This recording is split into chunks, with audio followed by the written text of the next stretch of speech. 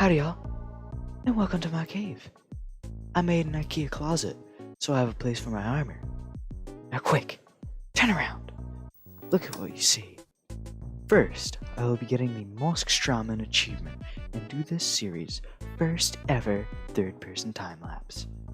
Then, I'll be making a monument dedicated to a very important accomplishment for this channel. Finally, I'll be ending off the episode with a little bit of travel and destruction in the end dimension. Anyways, grab your food and drinks. I've got my Raging Gummy Fist G Fuel. Let's do this. In between episodes, I was checking out my big materials chest and I got reminded I own a conduit. Now, I checked around and I was wondering, did I ever even get the achievement or ever even use a conduit? Turns out I haven't. So, instead, I've been using water breathing potions for the past few months. I haven't been using the conduit. And I really regret it now because I wasted a lot of time making water breathing potions when I could have just been using a conduit instead.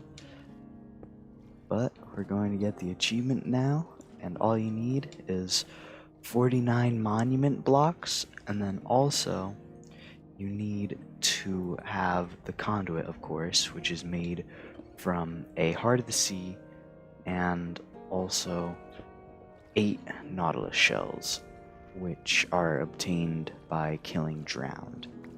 Okay. Gonna grab up this final block and then place it up here and nothing. Now I just gotta break this layer up top here. A little bit of derpage is fine, but now this is the first time ever using a conduit. Hopefully the achievement should pop up any minute now.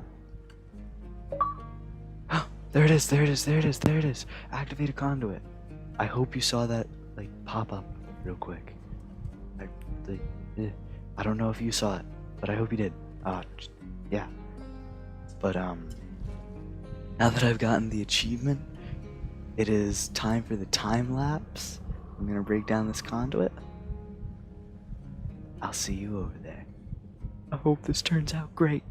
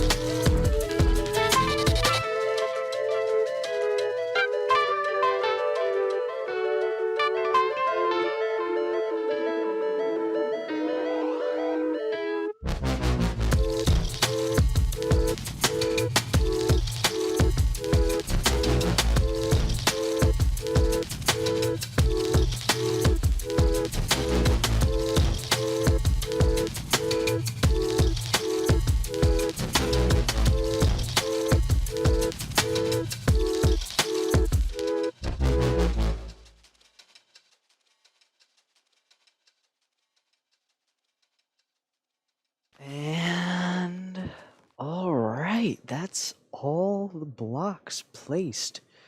Didn't get to get everything done and filled in, but that was 22 shulker boxes completely full of dirt and grass blocks.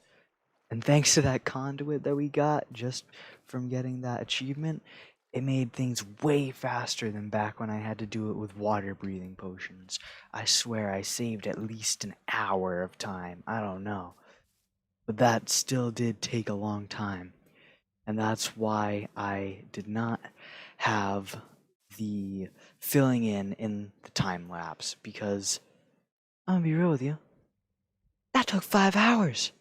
5 hours of my life dedicated to filling in an island with dirt.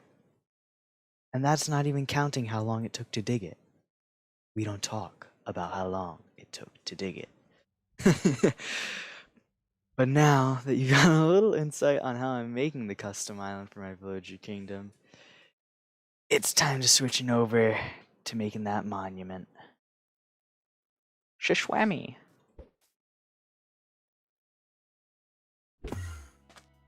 Alright, and it looks like our trusty Enderpearl travel has landed us right next to the lighthouse. Right there. And this is where I'd look at it. But instead of it being a landing perch, I'd say this little island right here, it's better suited for a monument. But we'll have to destroy this cube, this little scaffolding I made. It's time to destroy this. I wonder if there's anything in this furnace. This mutton is probably 2 years old. Ugh, probably rotten by now. Now that the land has been cleared and given a little expansion, it's prime time to get building and also get resources, of course. I got all these resources from that desert over yonder. Just flattened it out, just ripped through it. Now, you might be thinking to yourself, why in the world are you making a monument? Like, what's so substantial that it needs a monument? Now, I'm gonna be real with you, this might sound pretty minuscule to you, but to me this is actually really huge. The channel got its first subscriber that's not a friend of mine from real life. To me, that's pretty unreal, and I feel that it deserves something to commemorate it, and what better to commemorate it than with a monument? Now, this monument that I have in mind is to make a statue of a person that is pulling a sword from a stone, just like King Arthur, but I'm not likening myself to him. This is kind of like the first step in a huge journey, and that's what it was like for King Arthur. He didn't start out from the top, he started from the bottom. He was a poor nothing, and then out of nowhere it was like, oh, you can pull the sword from the stone? Oh, you're the rightful king. Sign you up. And that was basically the start of his journeys, and that's kind of what I'm likening it to. It's the start of my journey, basically. I'm not saying that I'm a king or something. I'm not trying to be self-righteous and all that. This is kind of here to commemorate it all. Rather than boring you all to death, I'm just going to do a wee bit of editing magic and go up, up, up, up, up, up. Now the legs have taken their shape. Now just need to start building up the torso. Now that the chest has been constructed, it looks a little bit like an ice cream cone, but we're gonna move past that and we're gonna construct the shoulders and the head next. Let's go. Let there be darkness. Alright, now that we've got the head in to top everything off, we just need to add the arms. And don't worry, the head is supposed to not be topped off. You'll see why later. Just trust me, okay? It does not need to be topped off, I swear. Alright, although the arms are very thin, small, and scrawny, they do serve their purpose. And honestly, you could kind of find it as a little symbolism, like, oh yeah, I have a small community right now, but soon they'll grow, because arms can grow, you know, with work, they can grow. But all themes aside and all comparisons aside, let's get to building that sword and adding a little bit of detail to this build, because it's a wee bit flat. A cool thing that happens with this build when it turns night is that it glows where I put the torches. I don't know, I find that kind of cool, like at the joints, and it's neat. It's neat. I think it's pretty cool. The first bit of detail that we're going to start off with is a crown out of some smooth stone. That's the crown done, looking pretty snazzy. Now, give my guy a little face. This monument's gonna be looking pretty happy. Alright, now the head's done. Now, need to get that sword that I've been talking about. Now that all the little items and faceifying, I guess, I don't know, personifying, has been added to the statues, it's now time to make a stone, so that way the statue's ripping the sword out of the stone. Let's slide right into it. Now that the stone has been created, I think all that's left to do is just to put some stairs and slabs on the body of the statue to make it look somewhat more realistic as best as I can, and then round out the island to make it look better, and then place down a sign to commemorate this moment. The statue is complete. The sword is pretty cool, I'd like to say. Pretty resource intensive for me not having an iron farm, but it's worth it. It's worth it. You gotta kind of up the ante a little once you start commemorating stuff. You can't just be using concrete or just plain sandstone. You gotta spice it up a little, you know? But we've got everything in place. Everything is now detailed and looking more fashionable. Now I'm going to lay down the commemorative sign. This will be labeled first non-friend subscriber. It will be commemorated on the date of upload. Should I put the subscriber's name? Yeah, I think I should. His name was Gamin Hub. Thank you, Gamin Hub, for being my first subscriber who's not my friend. You've been forever monumented into my world. Now, after that monument experience, I'm really thankful for it as well. Thankful for the first ever non-friend subscriber, but it can only go up from here. I think the monument's looking pretty good, but that's not all we had in store for this episode. As you can see, I've got a lot of fish in my hotbar. That's because I'm stocked up for a quick adventure. I'm running straight into it. Wow! That ender pearl repaired my tools. That's pretty sick. I mean, I wish the shovel got repaired. At least the pickaxe got repaired. Perfect for the job we're gonna be doing. But where'd the beacon go? I needed that. Oh, sick! It's right here, along with a shulker box and iron and iron to power it and fireworks to be able to travel. Sick! Oh my gosh, best ender pearl ever! Well, besides the best ender pearl throw ever, it's the third episode in a row that we've been at this location. Although, this time we're not going to be here for building. We'll actually be using this here ender portal to get some materials. And I'm here because I need purple blocks. Now, I'm not going to destroy the cities that are close by, just because then I wouldn't really know where I was if I'm going to be traveling. But I've been north, west, east, everywhere but south. Never traveled in this direction. So, we're gonna go.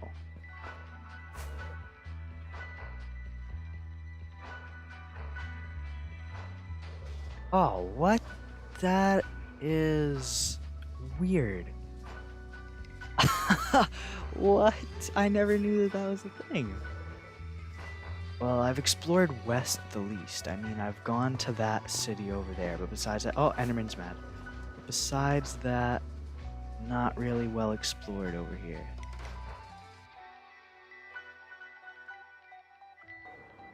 Also, so I don't...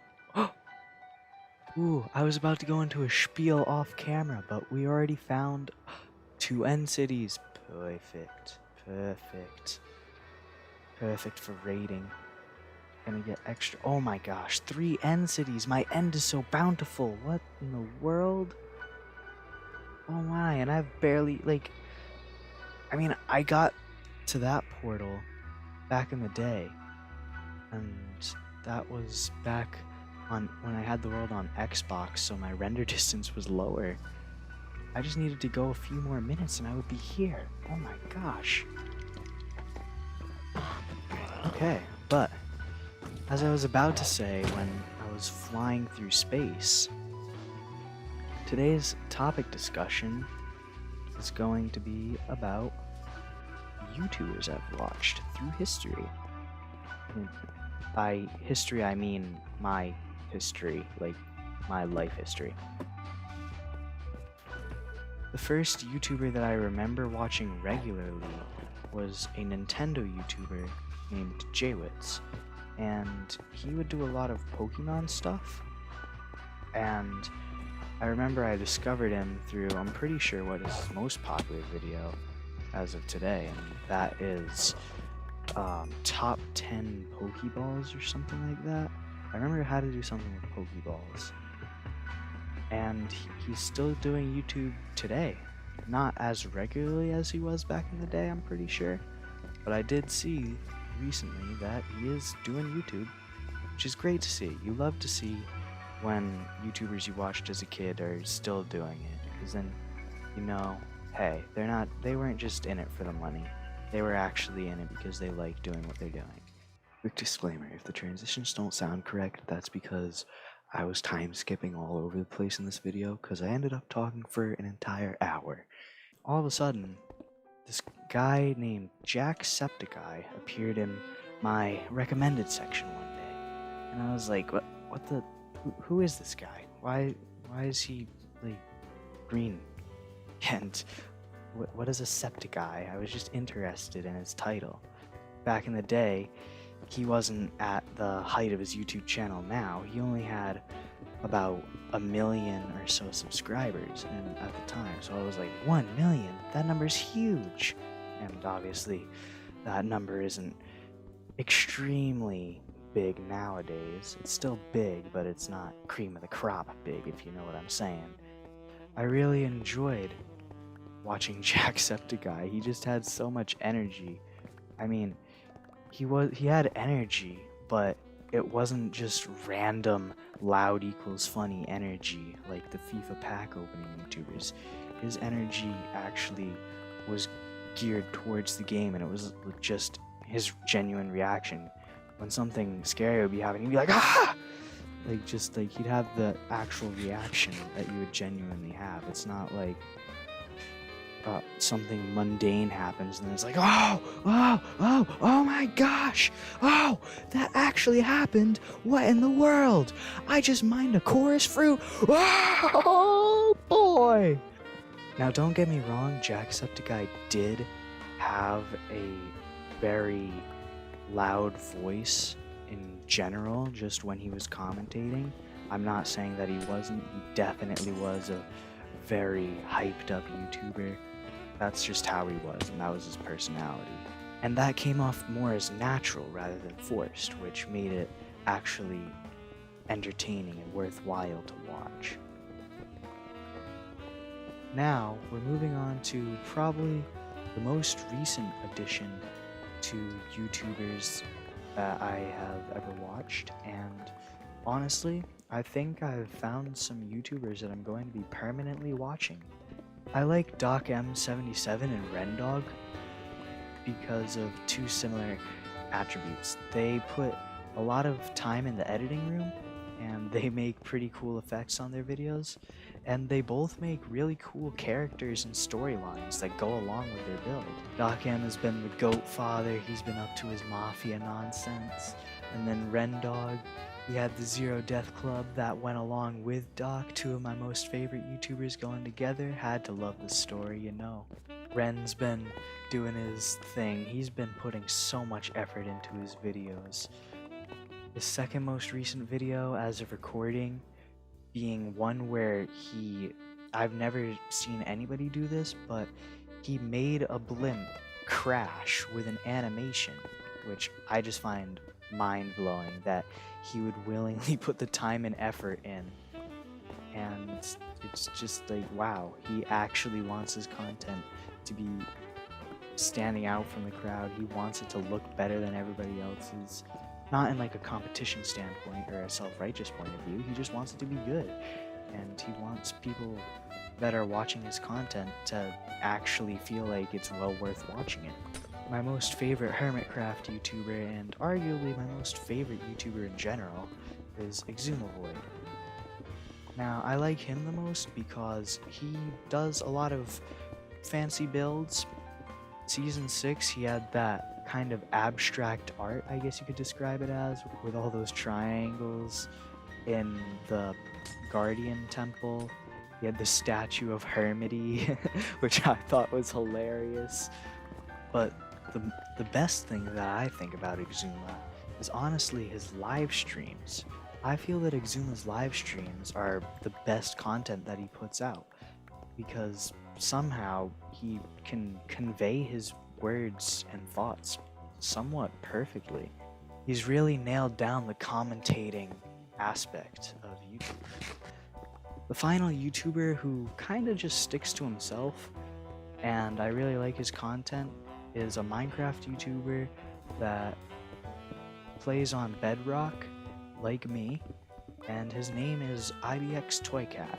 I mostly like his Let's Play content and his live streams, but sometimes he comes out with really interesting ideas for realms, such as his communist realm. But besides the realm videos and just all that, he's also another person that really likes to learn, and he talks a lot about the things he's learned or new hobbies that he's doing in his Let's Play videos, which is probably why I like him the most, because it makes it more personable and you can kind of learn more about him and learn more about a topic, potentially.